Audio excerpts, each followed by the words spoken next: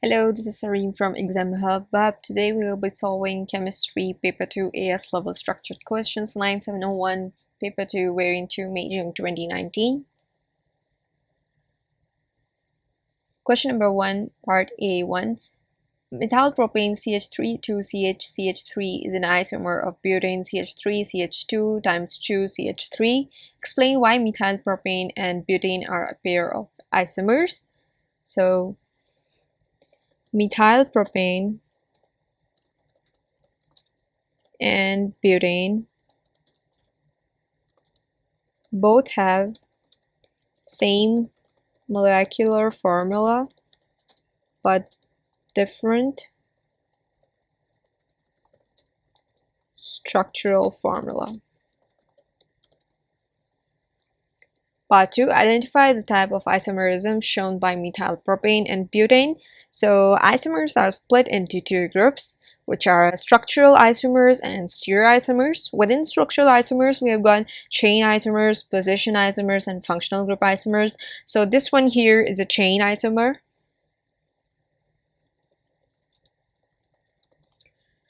Chain isomers are basically isomers which have got different carbon branches or a straight chain with same number of carbons and hydrogens. The only difference is one may have a chain with one or more methyl groups and the other one may be a straight chain with exactly the same number of carbons and hydrogens as the first one. Part B. When a sample of butane is heated to 373 kelvins in the presence of a catalyst and allowed to reach equilibrium, the following reaction occurs. State and explain the effect on the composition of this equilibrium mixture when the temperature is increased to 473 kelvins. So over here they have indicated the delta H with negative sign, and this negative sign indicates that the forward reaction is an exothermic reaction. So if the temperature increases, since forward reaction is exothermic reaction, backward reaction, which is endothermic, will be favored, and hence yield of reactant increases and that of product decreases. So when temperature increases, backward reaction will be favored since forward reaction is exothermic. Hence, yield of reactant increases and that of product decreases.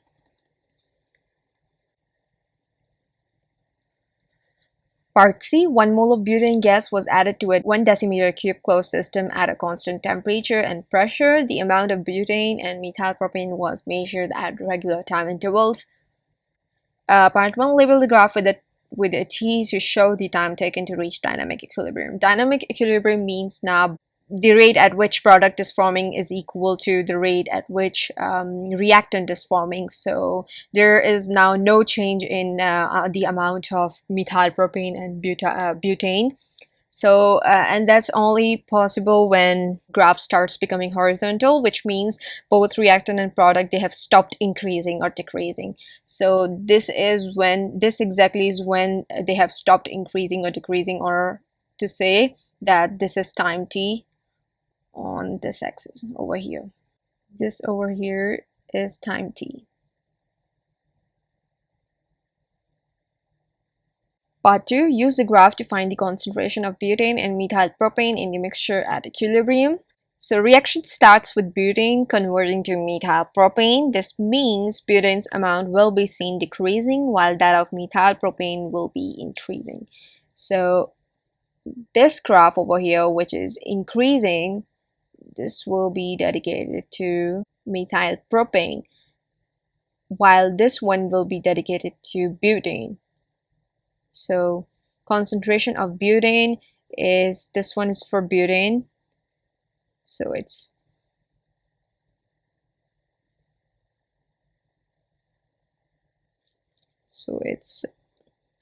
0.3 mole per decimeter cube, while that of methylpropane is 0.7 mole per decimeter cube. Part 3, write an expression for Kc for this reaction.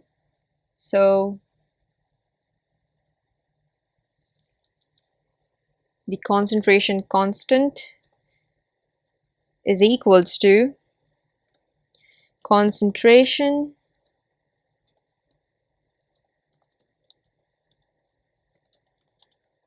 of product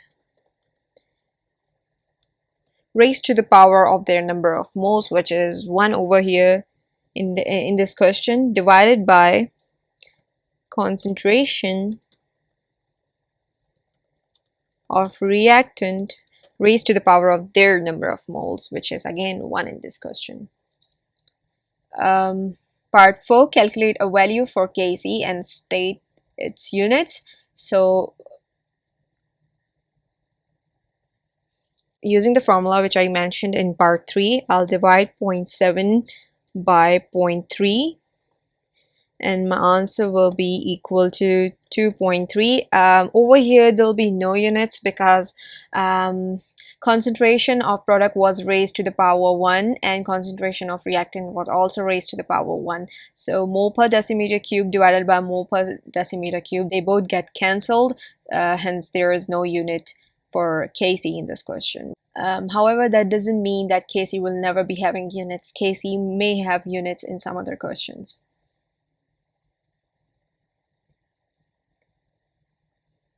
(2a) Group 17 elements are commonly referred to as the halogens. State and explain the trend in volatility of chlorine, bromine, and iodine down the group. Volatility is what basically how fast an element's state changes to vapor. So as we go down group 17, number of electrons increase. Thus, van der Waals forces, which are due to electrons, will increase. As a result, it takes more time to break the bonds down the group, and volatility decreases. Okay. Part B, hydrogen gas reacts with the different halogens under different conditions. State the conditions required for chlorine to react with hydrogen at room temperature. So this is UV light. They've got no reasoning, you just have to remember the conditions. Part 2, on heating, iodine reacts with hydrogen in a reversible reaction. Give the equation for this reaction, include state symbols. 2 marks, each mark will be given to your correct equation and state symbols. So hydrogen, which is in the form of gas, it reacts with iodine, which exists as a diatomic molecule, which is in the form of a solid. And then the reversible sign is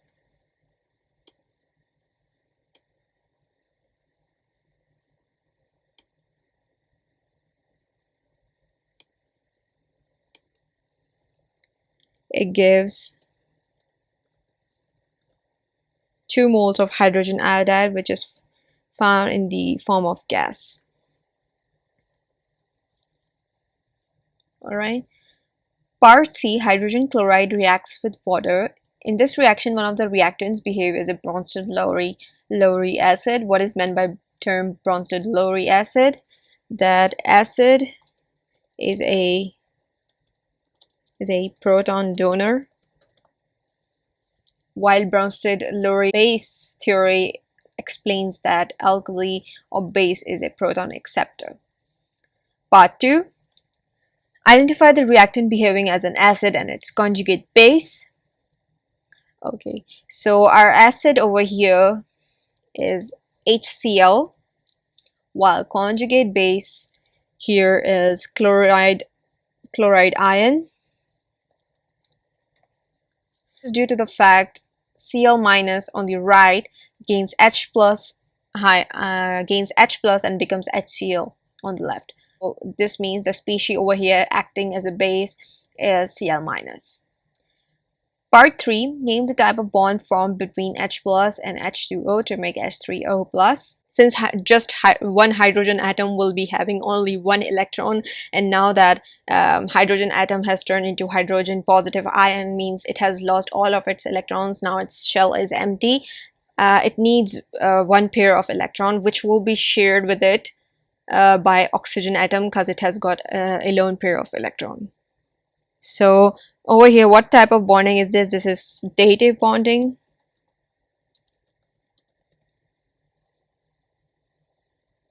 Part 4, for H3O plus, predict its shape and the HOH bond angle. So shape is pyramidal, and bond angle between HOH is 107 degrees, just like ammonia.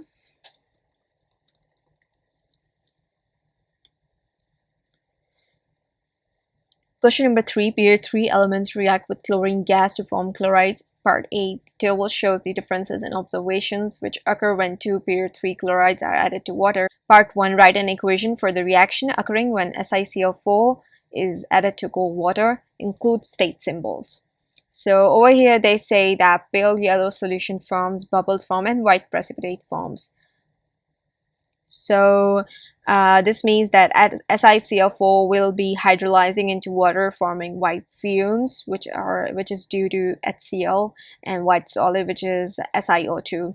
On the other hand, NaCl completely dissolves into water, forming colorless solution. That's why the pH has remained 7. So SiCl4, which is in the liquid state, it reacts with water, which is again liquid state. This gives you SiO2, which is in the form of aqueous state, since it says that a precipitate has formed, plus HCl, which is in the form of gas. Now we need to balance our equations. So over here I'll mention 2, and over here I'll mention 4. Alright. Part 2, name the type of reaction occurring when SiCl4 is added to water. Ignore the exothermic and endothermic nature of the reaction. So this is hydrolysis.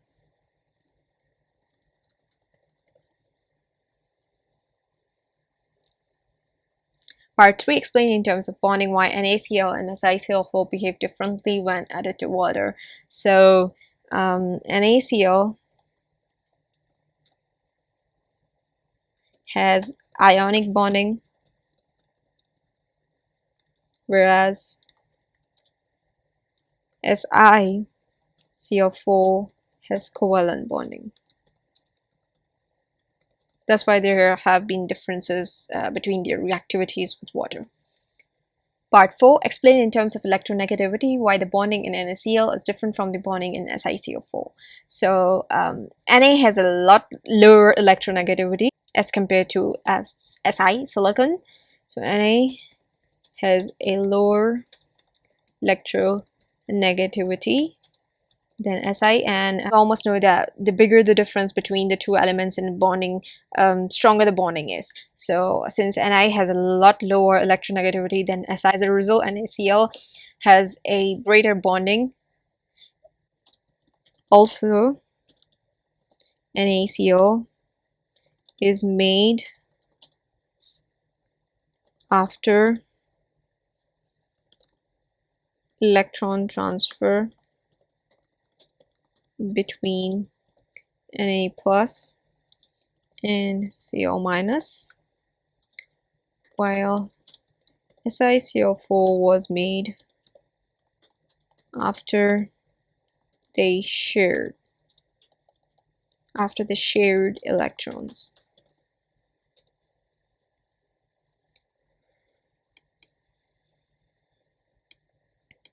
Part B, chlorine gas dissolves in cold water and reacts with it. Part 1. Identify the oxidation number of chlorine in each of the chlorine-containing species in this reaction. So whenever a species is in the form of a molecule or an atom, it always has an oxidation number of 0.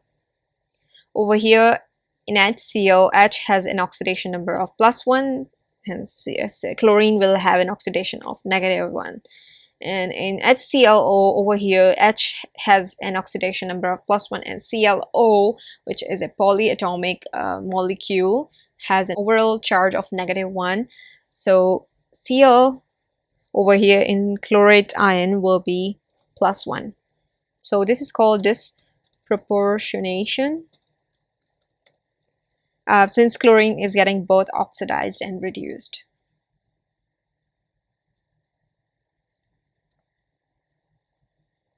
Part 3. Explain why chlorine is used in the purification of water to kill microorganisms present in the water, like bacteria and all. Part C. A mixture of HCl and HClO is added to gold dilute NaOH. One of the products behaves as a bleach. Suggest the equation for the reaction occurring. Mixture of HCl means HCl and HClO both will be acting together with NaOH, giving out NaCl plus NaClO. NaClO is what basically is being used as a bleach, plus H2O.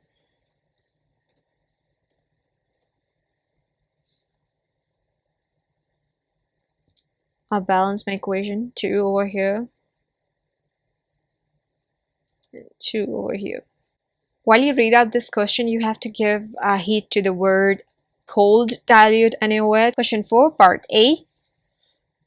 There are many different types of aliphatic and aromatic hydrocarbons. Part A. Name a naturally occurring source of aliphatic and aromatic hydrocarbons and outline how different hydrocarbons are separated from this source. So name of source for aliphatic and aromatic hydrocarbons is crude oil, and outline of separation of hydrocarbons. So how do we separate different substances from that crude oil? On the basis of difference in their boiling points. That will be helping us along the process. Different due to different boiling points, they can be separated from crude oil. Part B, when alkanes are heated to high temperatures in the absence of air, the molecules can break into smaller molecules. Part 1, identify the type of reaction occurring. Okay, so this is cracking. Cracking is the method through which you are to separate several hydrocarbons. Part 2, write an equation which describes the reaction occurring when heptane is heated in the absence of air to form hexane, butane, and ethene only. So C7H16, this gives out, it says it forms hexane, which is C6H14 plus butane, which is C4H10 plus ethene, which is C2H4. Now we need to balance our equation. Since on the right we have 6, 10, and then 12 number of carbon atoms, while we have 7 over here. So I'll write 2 over here and then 2 over here.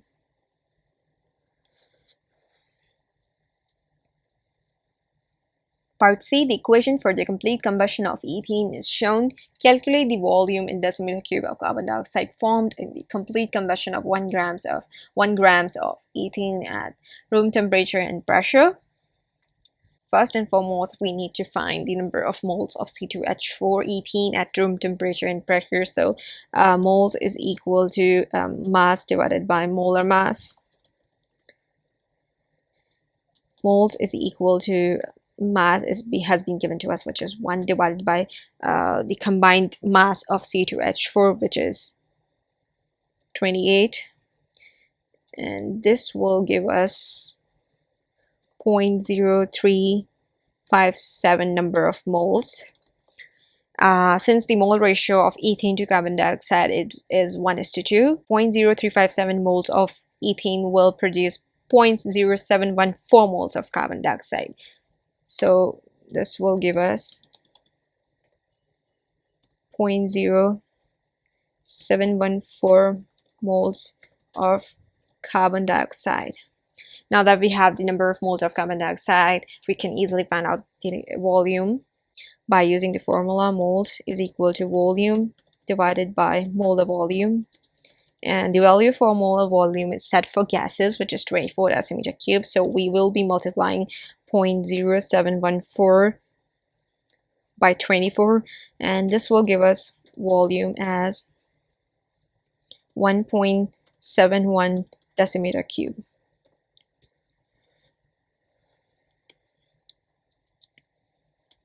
Part D, table compares the reactivity of alkanes and alkenes with chlorine. Part 1, during the first stage in the substitution reaction, chlorine forms chlorine free radicals. Explain what is meant by the term free radical. So radical is a species with unpaired electron.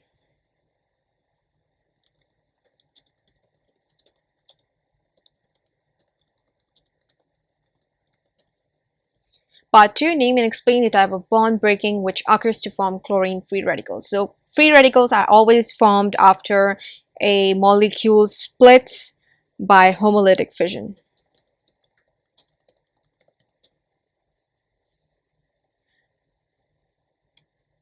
Part 3, name the stage of the reaction mechanism which occurs when a methane molecule reacts with a chlorine free radical. So this is propagation.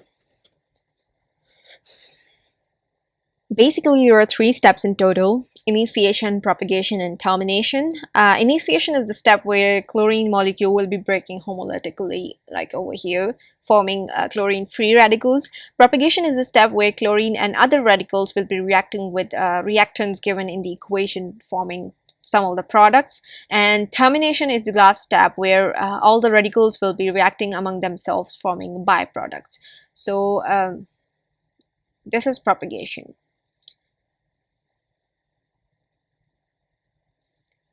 Part 4, complete the equation for the reaction which occurs when a methane molecule reacts with a chlorine free radical. CH3 radical CH3 radical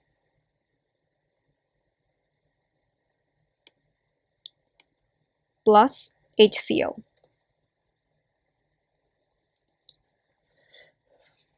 Part 5, carbon atoms can form sigma and pi bonds within hydrocarbon molecules. Explain the following statement with reference to sigma and pi bonds. Alkenes react with electrophiles, but alkanes do not. Okay, so alkenes have got both sigma and pi bonds. Okay, alkenes have both sigma and pi bonds. Pi bonds, they have a very high electron density near C to C double bonds, which attract electrophiles around themselves, while alkanes have only got sigma bonds.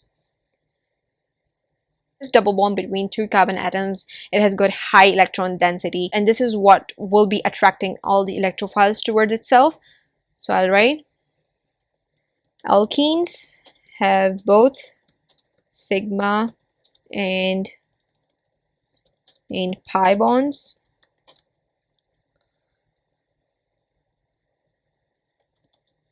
Pi bonds have high electron density near carbon to carbon double bond, which attracts electrophiles, while alkanes have only sigma bonds, which are not electron dense.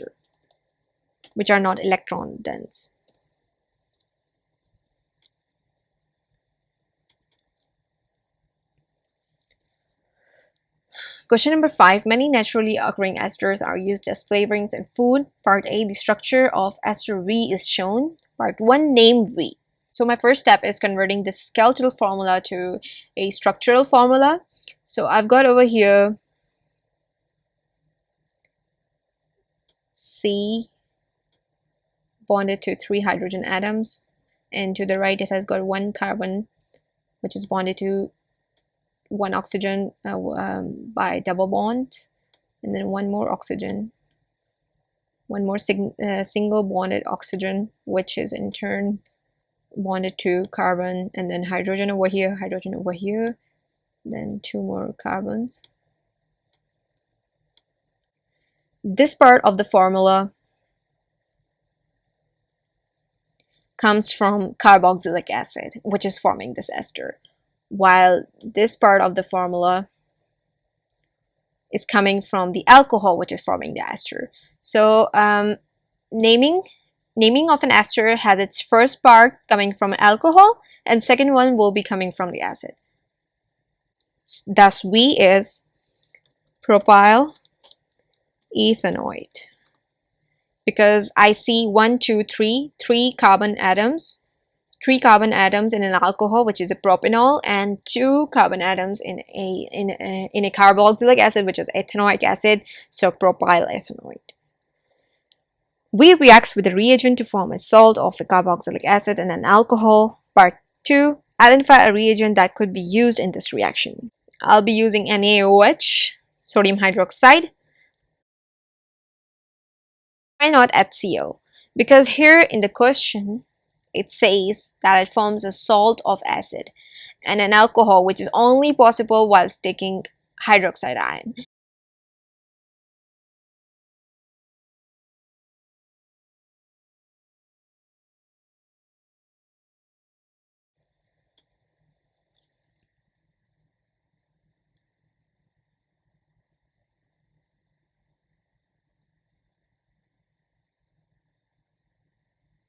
This was by using a reagent NaOH, CH3COOH, which is the acid forming, will be reacting with NaOH again to form CH3COONA, which is the salt being mentioned in the question. So if I had used HCl or any H plus ion, this would have only formed CH3COOH and the alcohol. It wouldn't have formed a salt of a carboxylic acid. So whenever a salt is forming while you are reversing the reaction, means converting ester into its acid and alcohol, and it isn't just producing acid, it is instead producing a salt of a carboxylic acid, you are only supposed to use a hydroxide ion. Part 3. Draw the displayed formula of the alcohol made during this reaction. So this is propanol, 3 carbon atoms, 2 hydrogens to each carbon until this carbon, and then 3 hydrogens over here, while this one over here will be having a hydroxide ion attached to it, OH, which indicates that this structure is an alcoholic structure. Part 4. State one other possible use for V apart from as a food flavoring. That's all about the properties of ester, where they are being used. They are being used as food flavorings, and they can also be used in perfumes. Part B. Ester W is made up of 54.5% carbon, 9.1% hydrogen, and 36.4% oxygen. Part 1. Calculate the empirical formula of W. So first I'll write carbon over here, and with some space I'll write hydrogen, and then with some space again I'll write oxygen. Now down carbon I'll be writing over here 54.5 grams, not percentage, because I'll be taking the percentages as equal to their masses. So 54.5 grams of carbon, I've taken 9.1 grams of hydrogen, and then 36.4 grams of oxygen has been taken. Now I'll be converting these masses into number of moles. So I'll be dividing 54.5 grams by 12, since 12 is the molar mass of carbon, which will give me 4.542 moles, number of moles. 9.1 divided by 1 will give me 9.1 moles, and then 36.4 grams of oxygen will give me 0.275 number of moles. Now to get the simplest whole number ratio, I'll be dividing each of them with the least number over here. So 2.275 is the least number here, so I'll be dividing each one of them with 2.275. So dividing 4.542 with 2.275, this gives me 2. 9.1 by 2.275, this gives me 4, and then this gives me 1. So now I have come onto the empirical formula, which is there were 2 atoms of carbon, there were 4 atoms of hydrogen, and then there was only one atom of oxygen. Part 2, state what additional information is required to determine the molecular formula of W. So this is molecular mass, because that's when we'll be able to find the molecular formula by dividing molecular mass by empirical mass. Part C, compounds X, Y, and Z are shown. They all have the same molecular formula. Deduce the molecular formula of X, Y, and Z. So they all have got 3 atoms of carbon, 6 atoms of hydrogen, and 2 atoms of oxygen. Part 2, in 3 experiments, sodium is added to separate samples of X, Y, and Z. Complete the table to show the observations for each of these 3 experiments. Ignore any temperature changes which may occur. So sodium reacting with this one over here, this is an aldehyde. Aldehyde reacting with sodium, there's gonna be no reaction taking place. Sodium reacting with substance Y, which is a carboxylic acid, there will be a reaction happening. A salt will be forming along with hydrogen being given off, so an effervescence due to hydrogen gas.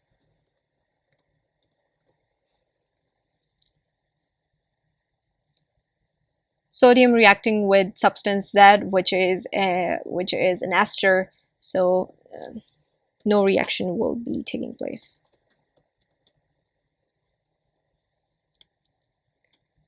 Part D, sodium carbonate solution reacts with methanoic acid. Write the equation for this reaction. So sodium carbonate is a metal carbonate reacting with an acid. It will be giving off a salt plus carbon dioxide plus water. So Na2CO3 sodium carbonate will be reacting with methanoic acid. This will be giving sodium methanoate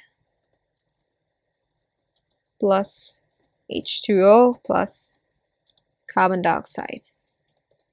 Now I need to balance this equation.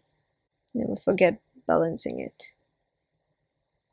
Alright, so we are done with this paper. Thank you for watching.